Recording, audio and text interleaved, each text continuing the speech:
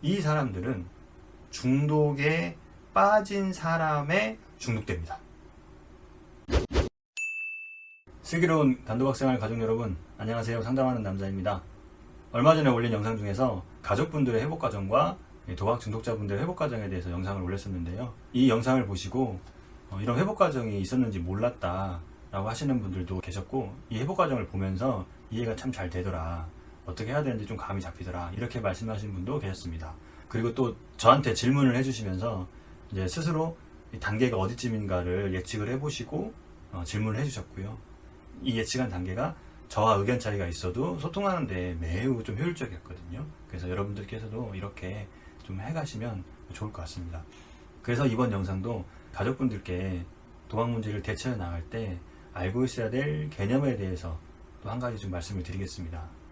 이 개념은 사실은 일반적이지 않은 개념이고요. 많이 알려지지 않았습니다. 그래서 여러분들께서 들으시면 좀 생소하신 분들이 많으실 겁니다. 하지만 도박을 끊어가는 과정에서는 이 개념을 반드시 알고 있어야 될 내용입니다.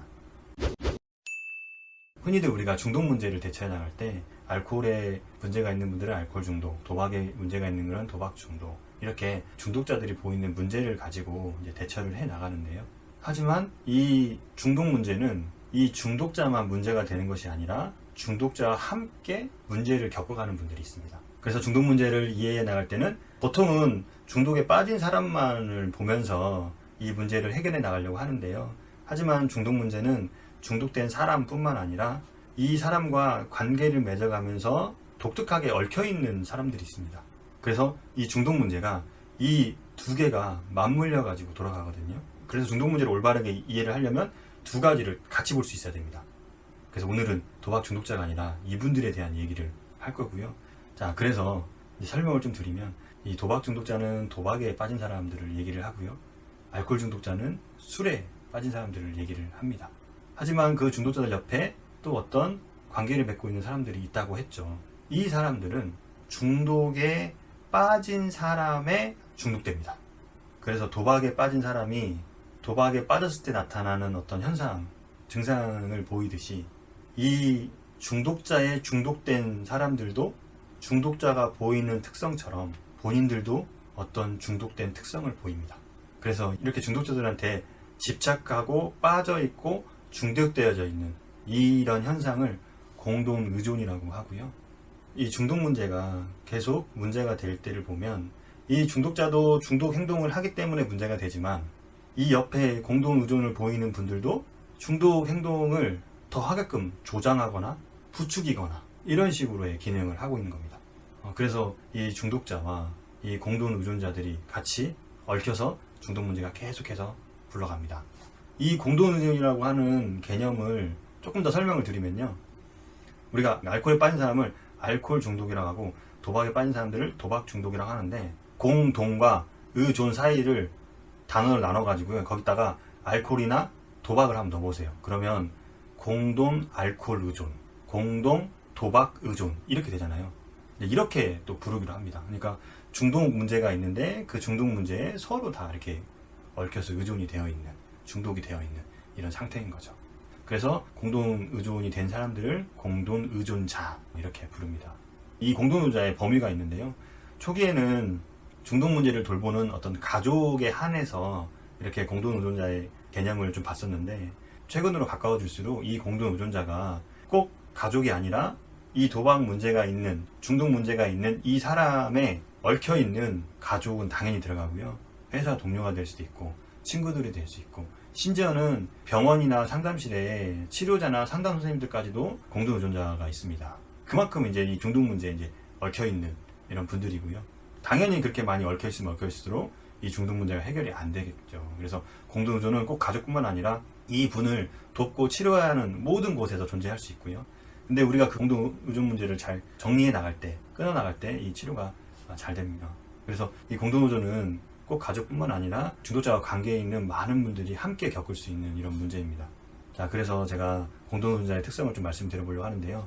여러 문헌들을 보면 공동 의존자들이 보이는 이런 현상들이 여러 가지가 있고요. 그 형상들을 또 순교형, 박애자형 이런 식으로 또 나눠놨습니다. 유형별로. 근데 이제 저는 그런 거를 떠나서 그냥 우리가 쉽게 알 수 있는 몇 가지만 좀 말씀을 드려볼게요. 첫 번째는 자신을 지나치게 희생하고 헌신하시는 분들이 있습니다. 도박 중독 문제는 뭔가 하나 밝혀지면 밝혀질수록 굉장히 감당하기 어려운 놀랄만한 일들이 일어나고요. 이 도박 문제를 끊어가야 되는데도 도박 중독자가 보이는 특성들은 굉장히 이해하기 힘든 모습들이 많이 보입니다. 그러다 보니까 갈등들이 굉장히 심각하게 나타나죠. 이런 것들을 막기 위해서 굉장히 헌신하는 거예요. 아들의 도박 문제를 아버지가 알고 굉장히 뭐라고 하려고 할 때 이런 관계에서 큰일이 나는 것들을 자기를 희생하면서까지도 막으려고 하시는 거고요. 또 아들이 빚이 많다 보니까 빚 때문에 정말 너무 막 나가버릴지도 모른다 막 이런 생각이 있어서 아들의 요구를 다 들어주면서 자기가 굉장히 좋은 엄마고 그 희생한 역할이 점점 더 커지는 이런 경우가 많습니다.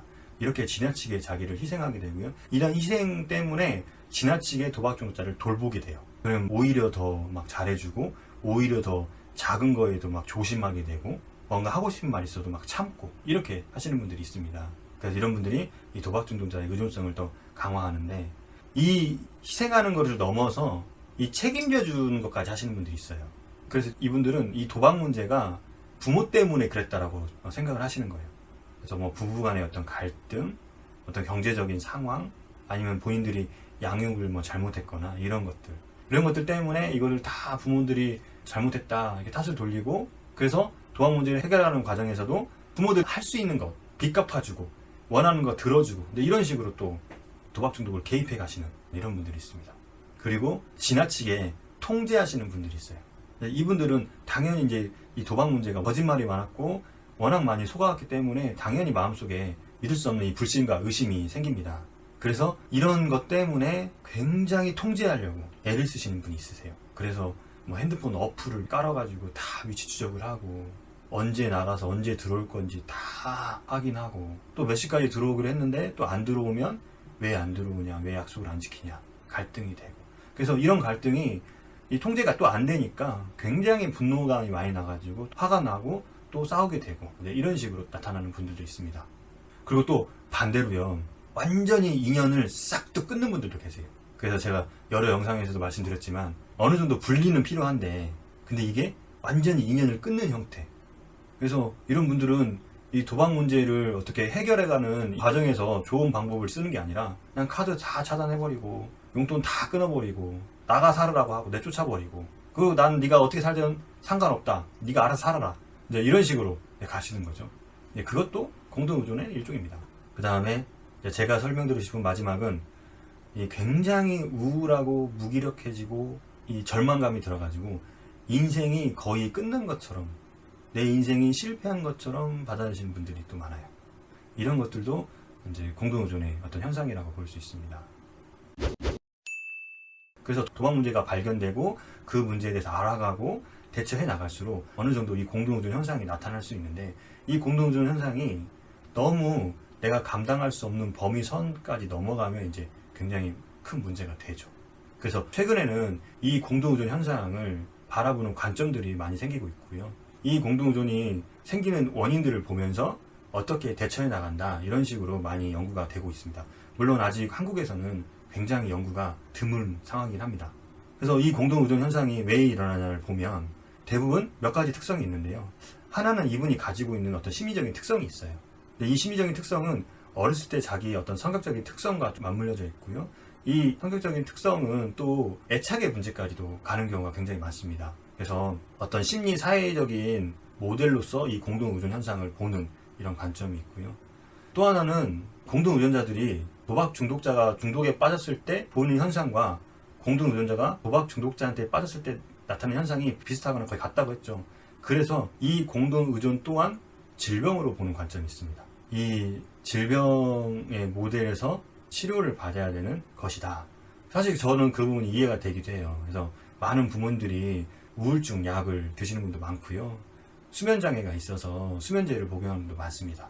그래서 이제 이렇게 여러 가지 또 이해하는 모델들이 있지만 이런 심리사회학적인 어떤 모델과 이 질병적인 모델이 이해하기에 좀 유용한 방식들입니다. 그래서 이렇게 질병의 관점과 심리사회학적인 모델의 관점이다 보니까 이 공동의존자분들께서는 어떻게 하셔야 되냐면요. 중독된 가족분을 돕는 것 이전에 자기가 이 공동 의존의 문제로부터 벗어나는 연습이 필요합니다. 그리고 그 연습이 잘 됐을 때 우리가 공동 의존을 끊고 올바르게 중독 문제를 대처해 나갈 수 있습니다. 이게 공동 의존을 알아야 될 어떤 핵심적인 이유입니다. 그래서 이제 어떻게 해야 되냐라고 하는 거는 여러 가지 방법이 있는데 제가 그 방법을 다 설명드리기보다는 책 한 권을 좀 소개해 드리겠습니다. 이 책인데요. 보이실까요? 제목은 공동 의존자 더 이상은 없다. 정말 제목처럼 되면 정말 좋을 것 같습니다. 그래서 이 책의 저자가 이 중독 분야, 특히 알코올 중독 분야에서 굉장히 오랫동안 있었던 분이고, 도박 중독 쪽에서는 아직 연구가 많이 되지 않았지만 알코올 중독 쪽에서는 연구들이 참 많이 됐거든요. 그래서 이것도 이제 알코올 중독 쪽에 기반을 하여 쓰여진 책이지만 이거를 도박 중독에 적용하는 거에는 큰 문제가 없습니다. 그래서 이 책의 앞에 이런 문구가 있는데요. 내 인생의 회복의 선언. 이 책은 상대방에 의해 자신의 삶이 영향을 받으며 자신의 삶을 걱정과 집착으로 채워가는 사람들인 공동 의존자의 회복을 이야기하고 있다. 공동 의존자의 회복의 열쇠는 상대방이 아니라 우리 자신에게 있다. 우리 자신에게 있습니다. 그래서 이 안의 내용을 보면 크게 1부와 2부로 나눠져 있고요. 보통 책들은 앞에 개념을 많이 설명하고 뒤에 어떻게 하라는 건 짧게 돼 있거든요. 그래서 이 실무적인 방법이 궁금한 저한테는 좀 답답한 면들이 참 많은데, 이 책은요 1부와 2부인데 이 앞에 1부가 이만큼이 개념이에요. 그래서 공동 의존이란 무엇인가, 누가 공동 의존자인가, 이렇게 돼 있고, 뒤에 이만큼이 2부 자기 돌봄의 원칙에서 이만큼이 이제 어떻게 해야 된다라고 하는 것들입니다. 그래서 공동 의존에서 벗어나기 위해서는 어떻게 해야 되냐 궁금하신 분들은 이 책을 좀 자세하게 참고를 하셨으면 좋겠고요. 제가 간단하게만 좀 말씀을 드리면, 첫 번째는 분리예요.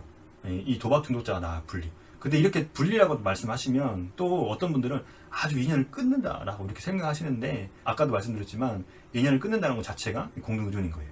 적당한 거리를 두는 거죠. 적당한 거리를 두고 내가 할 수 있는 것과 할 수 없는 걸 구분을 하고, 내가 할 수 없는 부분에 대해서는 마음을 내려놓고, 내가 할 수 있는 부분에 대해서는 돕지만 나머지 부분에 대해서는 나는 나 자신을, 내 삶을 살아가는 연습을 하셔야 되는 겁니다. 그래서 이 책의 자기 돌봄 원칙의 첫 번째가 뭐냐면 분리예요. 분리. 그리고 가운데 많은 것들이 중독 때문에 자기도 큰 피해를 입고 질병으로 이해할 만큼 어떤 독특한 증상들을 가지게 되는데, 이 중간은 다 그 증상들을 치료하는, 돌보는 이런 방법들입니다. 제가 가족의 회복 과정에서도 재건 단계에서 자기의 욕구를 발견을 하고, 성장 단계에서는 그 욕구에 충족되는 삶을 살아가야 한다, 이렇게 말씀했는데요. 딱 그 얘기입니다. 그 이야기가 공동 의존을 벗어나서 삶을 살아가는 그 얘기가 일치하는 내용입니다. 그래서 공동 의존의 마지막에는 이제 자기의 삶을 이제 살아가는 것으로 이제 마무리가 되는 이런 것이고요. 그래서 제가 여러분들이 공동 의존인지 아닌지를 좀 확인해 볼 수 있도록 제 영상 밑에 블로그 주소를 남겨드릴 거고요. 거기에 들어오셔서 보면 공동 의존을 체크해보는 체크리스트를 올려드릴 겁니다. 그래서 여러분들 한번 체크를 해보세요. 그래서 점수가 어느 정도 선 있으면 나는 공동 의존이다 라고 좀 보시면 되고요.